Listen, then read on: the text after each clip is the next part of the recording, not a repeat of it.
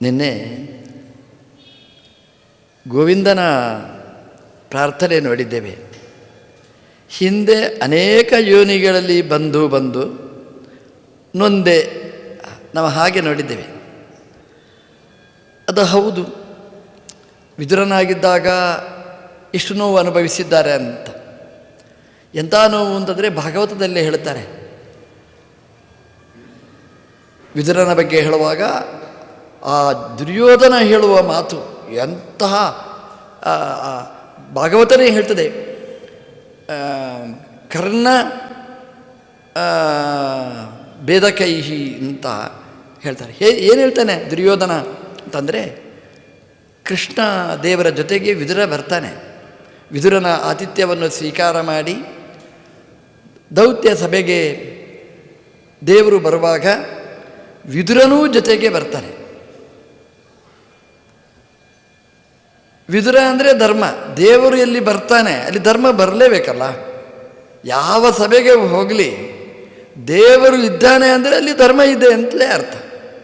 ಅದು ಧರ್ಮ ಅಂತ ಆಗಬೇಕಾದ್ರೆ ದೇವರು ಇರಲೇಬೇಕು, ದೇವರೊಟ್ಟಿಗೆ ಇರಬೇಕು. ಧರ್ಮಸ್ಯ ಪ್ರಭುರಚ್ಯುತ ಅಂತ ವಿಷ್ಣು ಸಹಸ್ರನಾಮದ ಪೀಠಿಕೆಯಲ್ಲಿ ಭೀಷ್ಮರು ಮಹಾಭಾರತದಲ್ಲಿ ಹೇಳಿದ ಉಲ್ಲೇಖ ಇದೆ. ಧರ್ಮಸ್ಯ ಪ್ರಭು ಅಚ್ಯುತ. ಇದು ಧರ್ಮ, ಇದು ಅಧರ್ಮ ಆಗುವುದು ಅದು ಭಗವಂತನಿಂದಾಗಿ. ತಾತ್ಪರ್ಯನಿರ್ಣಯದಲ್ಲಿ ಶ್ರೀಮದ್ ಆಚಾರ್ಯರು ಹೇಳಿದ್ದಾರೆ. ಆ ಭಗವಂತನ ಇದು ಹೌದು ಹೇಳಿದರೆ ಧರ್ಮ, ತಪ್ಪು ಹೇಳಿದರೆ ಅಧರ್ಮ. ಧರ್ಮಗಳ ಡೆಫಿನೇಷನ್ನೇ ಹಾಗೆ. ಹಾಗಾಗಿ ದೇವರು ಬಂದ ಆ ಸಭೆಗೆ ಅಂತಂದರೆ ಧರ್ಮ ಒಟ್ಟಿಗೆ ಬಂದಿದೆ. ವಿದುರನ ರೂಪದಿಂದ ಧರ್ಮ ಬಂದಿದೆ. ಆ ಸಭೆಯಲ್ಲೆಲ್ಲ ಮಾತುಕತೆ ನಡೆಯಿತು. ದುರ್ಯೋಧನನ ಆತಿಥ್ಯ ಸ್ವೀಕಾರ ಮಾಡಲಿಲ್ಲ. ಯಾಕೆಂದರೆ ಕೃಷ್ಣನ ದ್ವೇಷಿ ಅಲ್ಲ, ಪಾಂಡವರ ದ್ವೇಷಿ. ಮಮ ಪ್ರಾಣಾಹಿ ಪಾಂಡವಾಹ ಅಂತ ದುರ್ಯೋಧನನ ಆತಿಥ್ಯ ನಮ್ಮ ದೇವರು ಮುಟ್ಲಿಲ್ಲ. ನಮಗೆ ದೇವರ ಮೇಲೆ ಎಂತಹ ನಿಷ್ಠೆ, ಹೇಗಿರಬೇಕು ನಿಷ್ಠೆ ಅಂತಂದರೆ, ದೇವರು ತಿನ್ನದಿದ್ದದ್ದು ನಾವು ತಿನ್ನುವುದಿಲ್ಲ. ಈ ನಿಷ್ಠೆ ನಾವು ಮಾಡಿದರೆ ಪಾಂಡವರು ಮುಟ್ಟದೇ ಇದ್ದದ್ದು ನಮಗೆ ಬೇಡ, ಭಕ್ತರು ಮುಟ್ಟದೇ ಇದ್ದದ್ದು ನನಗೆ ಬೇಡ. ದೇವರ ದೀಕ್ಷೆ ಎಷ್ಟು ದೊಡ್ಡದು ನೋಡಿ. ನಮ್ಮ ದೀಕ್ಷೆನೇ ಕಡಿಮೆ. ಮಠಕ್ಕೆ ಬಂದರೆ ದೇವರ ಪ್ರಸಾದ, ಹೊರಗೆ ಹೋದರೆ ಏನಾದರೂ ಆಗ್ತದೆ. ಒಂದು ಹಾಗಿಲ್ಲ ನೋಡಿ. ನಮ್ಮ ದೇವರ ದೀಕ್ಷೆ ಎಷ್ಟು ಅಂತಂದರೆ, ಪಾಂಡವರಿಗೆ ಆಗದೇ ಇದ್ದದ್ದು ನನಗೆ ಬೇಡ, ಮಮ ಪ್ರಾಣಾಯಿ ಪಾಂಡವಾಹ ಹೀಗೆ ಹೇಳಿದವ ನಮ್ಮ ದೇವರು. ಹಾಗಾಗಿ ಪಾಂಡವರ ಮೇಲೆ ತುಂಬ ಪ್ರೀತಿ. ಹಾಗಾಗಿ ನಮ್ಮ ದೇವರು ಅಲ್ಲಿಗೆ ಬಂದ. ಧರ್ಮ ರೂಪದಿಂದ ವಿದುರನೂ, ವಿದುರ ರೂಪದಿಂದ ಧರ್ಮನೂ ಅಲ್ಲಿಗೆ ಬಂತು. ದುರ್ಯೋಧನನ ಆತಿಥ್ಯ ಸ್ವೀಕಾರ ಮಾಡಲಿಲ್ಲ. ಹಾಗಾಗಿ ದುರ್ಯೋಧನನಿಗೆ ತುಂಬ ಇರಿಸುಮುರಿಸಾಗಿತ್ತು. ಕೃಷ್ಣ ಅಂತಂದರೆ ಆ ಕಾಲದ ದೊಡ್ಡ VIP. ಇಡೀ ಜಗತ್ತೇ ಒಪ್ಪಿದ ಆ ಕಾಲದ ಸರ್ವಕಾಲಿಕ. ದುರ್ಯೋಧನನ ದೃಷ್ಟಿಯಲ್ಲಿ ಆ ಕಾಲದ ಒಬ್ಬ ಮಹಾತ್ಮ. ಹಾಗಾಗಿ ಕೃಷ್ಣ ನನ್ನ ಮನೆಯಲ್ಲಿ ಊಟ ಮಾಡಲಿಲ್ಲ ಅನ್ನೋದೇ ಅವನಿಗೆ ಕೊರಗು. ದೇವರು ಬರ್ತಾನೆ ಅಂತ ಎಷ್ಟೆಲ್ಲ ಐಟಮ್ಸ್ ಮಾಡಿದ್ದ. ದೇವರಿಗೆ ಅದು ಮುಖ್ಯ ಅಲ್ಲ, ಕ್ವಾಂಟಿಟಿ ಮುಖ್ಯ ಅಲ್ಲ. ದೇವರಿಗೆ ಅದು ಹೇಗೆ ಮಾಡಿದ ಅಂದರೆ, ಉಳಿದವರಿಗಿಂತ ನಂದು ಜಾಸ್ತಿ ಇರಬೇಕು ಅಷ್ಟೇ ಹೊರತು, ಒಣ ಜಂಬ ಹೊರತು ಅದ್ರಲ್ಲಿ ಸ್ವಲ್ಪನೂ ಪ್ರೀತಿ ಇರಲಿಲ್ಲ. ಹಾಗಾಗಿ ದೇವರದನ್ನು ಮುಟ್ಲೇ ಇಲ್ಲ. ಬಂದ ದುರ್ಯೋಧನನ ಐಟಮ್ಸ್ ಎಲ್ಲ ನೋಡಿದ, ಬೇಡ ಅಂತ. ಎಂತಹ ಅವಮಾನ ನೋಡಿ. ವಿದುರನ ಮನೆಯ ಆತಿಥ್ಯವನ್ನು ಸ್ವೀಕಾರ ಮಾಡಿ ಮತ್ತೆ ಸಭೆಗೆ ಬಂದ. ಬಂದು ದುರ್ಯೋಧನನಿಗೆ ಏನು ಹೇಳಬೇಕೋ ಅದೆಲ್ಲ ಹೇಳಬೇಕು. ದುರ್ಯೋಧನ ಕಟ್ಟಲಿಕ್ಕೆ ಪ್ರಯತ್ನ ಪಡಬೇಕು. ಇದೆಲ್ಲ ನಡೆದ ಮೇಲೆ ವಿದುರ ಏನೋ ಹೇಳ್ತಾನೆ ಧೃತರಾಷ್ಟ್ರನ ಬಗ್ಗೆ. ದೊಡ್ಡ ಒಂದು ಮಹಾಭಾರತ ಅದು. ದುರ್ಯೋಧನಿಗೆ ತಡ್ಕೊಳ್ಳಿಕ್ಕಾಗಲಿಲ್ಲ. ವಿದುರ ಮಾತಾಡಿದರೆ ಎಲರ್ಜಿ ಅವನಿಗೆ. ಹಾಗಾಗಿ ದುರ್ಯೋಧನ ಹೇಳ್ತಾನೆ, ಕಯೇನ ಮಾತ್ರ ಉಪಜಿಹಾವ ಜಿಹ್ವಂ. ಈ ಕುಟಿಲ ವಿದುರ ಯಾರು ಇವನನ್ನು ಕರೆದರು? ದಾಸ್ಯಾಸುತಂ, ದಾಸಿಯ ಮಗ. ಯದ್ ಬಲಿನೈವ ಪುಷ್ಟ ತಸ್ಮಿನ್ ಪ್ರತೀಪ.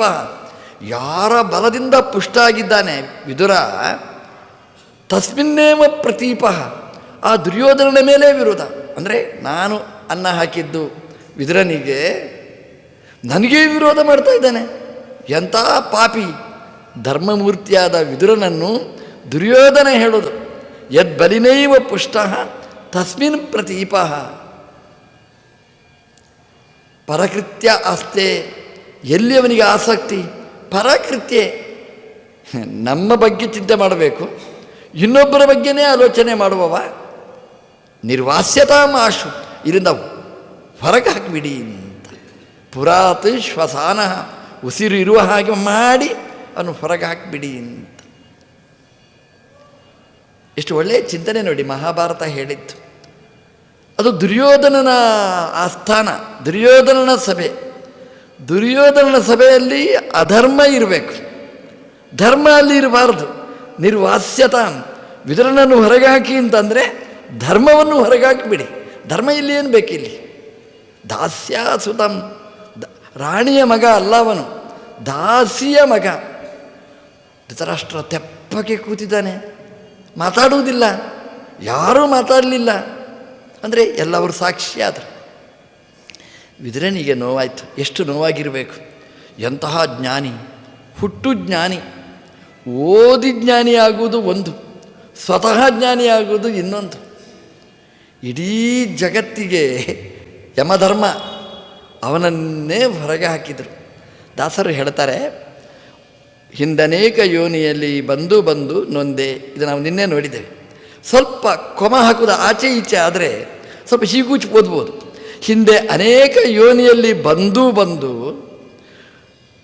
ನೊಂದೆ ನಾನು ಇಂದು, ಇವತ್ತು ನನಗೆ ಸರಿ ಗೊತ್ತಾಗಿದೆ ಅಂತ. ನಮಗೇನಾಗಿದೆ ಅಂತಂದರೆ, ಅನೇಕ ಯೋನಿಗಳಲ್ಲಿ ಬಂದವರು ನಾವು.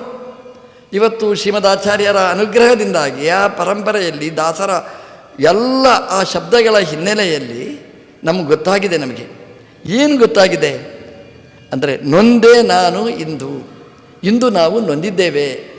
ದಾಸರು ನಮ್ಮೆಲ್ಲರ ಪರವಾಗಿ ಹೇಳಿದ್ದಾರೆ. ಆ ಗೋವಿಂದನ ಹತ್ರ ಮಾಡಿದ ಪ್ರಾರ್ಥನೆ, ಇಂದು ನಾನು ನೊಂದೆ.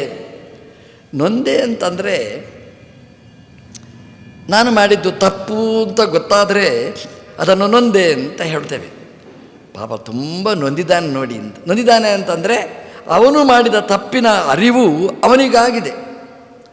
ಅಂದರೆ ನಾನು ಮಾಡಿದ್ದು ತಪ್ಪು, ಇಷ್ಟು ಜ್ಞಾನ ಇದೆ. ನೊಂದೆ ಅಂತಂದರೆ ನನಗೆ ತುಂಬ ನೋವಾಗಿದೆ, ನಾನು ಮಾಡಿದ್ದು ತಪ್ಪು ಅಂತ ಜ್ಞಾನ ಬಂದಿದೆ ಅಂತ ಅದರ ಅರ್ಥ. ಹಾಗಾಗಿ ನೊಂದೆ ನಾನು ಇಂದು ಅಂದರೆ ಈ ಜನ್ಮದಲ್ಲಿ ನಮಗೆ ತಪ್ಪು ಅಂತ ಗೊತ್ತಾಗಿದೆ.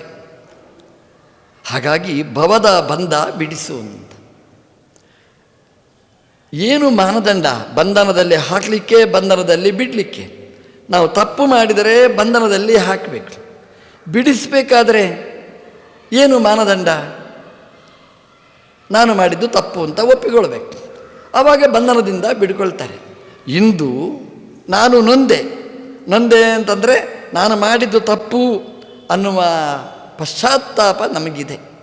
ಹಾಗಾಗಿ ನಾನು ಮಾಡಿದ ಎಲ್ಲ ಅನ್ಯಾಯಗಳಿಗೆ ಇವತ್ತು ದೊಡ್ಡ ಪ್ರಾಯಶ್ಚಿತ್ತ ನಡೆದಿದೆ. ನೊಂದೆ ಅಂದರೆ ಇದು ಪ್ರಾಯಶ್ಚಿತ್ತ.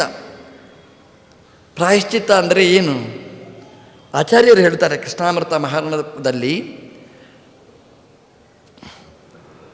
ಕೃತೇ ಪಾಪೇ ಅನುತಾಪೋ ವೈ ಯಸ್ಯ ಪುಂಸ ಪ್ರಜಾಯತೆ ಪ್ರಾಯಶ್ಚಿತ್ತಂ ತದುಕ್ತಂ. ಅದು ಏನು ಅಂದರೆ ಹರಿಸಂಸ್ಮರಣಂ ಪರಂ. ಪ್ರಾಯಶ್ಚಿತ್ತ ಅಂತಂದರೆ ಅದು ಯಾವುದು? ಚಿತ್ತ ಶೋಧಕವಾದ ಪ್ರಾಯಶ್ಚಿತ್ತ ಅಂತಂದರೆ ಹರಿಸಂಸ್ಮರಣಂ ಪರಂ. ಭಗವಂತನ ಸ್ಮರಣೆ ಮಾಡುವುದೇ ದೊಡ್ಡ ಪ್ರಾಯಶ್ಚಿತ್ತ. ತಪ್ಪು ಮಾಡ್ತೇವೆ, ಆ ತಪ್ಪು ಮಾಡಿದ್ದನ್ನು ಇನ್ನು ಮುಂದೆ ಈ ತಪ್ಪು ಮಾಡುವುದಿಲ್ಲ ಅಂತ ಒಪ್ಪಿಕೊಂಡು ಮನಪೂರ್ವಕವಾಗಿ ಪಶ್ಚಾತ್ತಾಪ ಪಡೋದು, ಅದು ನೊಂದೇ ಅಂತ. ಮೈಯೆಲ್ಲ ಕೊಳೆ ಆಯಿತು ಅಂತ ಇಟ್ಕೊಳ್ಳಿ. ಕೊಳೆ ಆದರೆ ಏನು ಮಾಡ್ತೀರಿ ನೀವು? ಅಯ್ಯೋ ಕೊಳೆ ಆಯಿತು ಇರಲಿ ಬಿಡಿ ಅಂತ ಇರ್ತೀರಾ? ಹೋಗಿ ನೀರೆರೆದು ಎಲ್ಲ ಪುಡಿ ಹಾಕಿ ತೊಳೆದು ಮೈ ಸ್ವಚ್ಛ ಮಾಡ್ತೀರಿ. ಹಾಗೆಯೇ ಮನಸ್ಸಲ್ಲಿ ಕೊಳೆ ಆದರೆ ಏನು ಮಾಡಬೇಕು? ಸ್ನಾನ ಮಾಡಬೇಕು. ಹೇಗೆ ಸ್ನಾನ ಮಾಡಬೇಕು? ನೊಂದೆ ಇದು ಸ್ನಾನ. ಹೇಗೆ ಅಂತಂದರೆ ಆ ಮನಸ್ಸು ಅದು ಹೇಳಬೇಕು, ಮಾಡಿದ ತಪ್ಪು. ಇವತ್ತು ಮನಸ್ಸು ಹೇಳೋದಿಲ್ಲ, ಬಾಯಿ ಮಾತ್ರ ಹೇಳೋದು. ಮನಸ್ಸು ಹೇಳಬೇಕು, ನಾನು ಮಾಡಿದ್ದು ತಪ್ಪಾಯಿತು ಅಂತ. ಮನಸ್ಸು ಹಾಗೆ ಒಪ್ಪಿಕೊಂಡಿದೆ.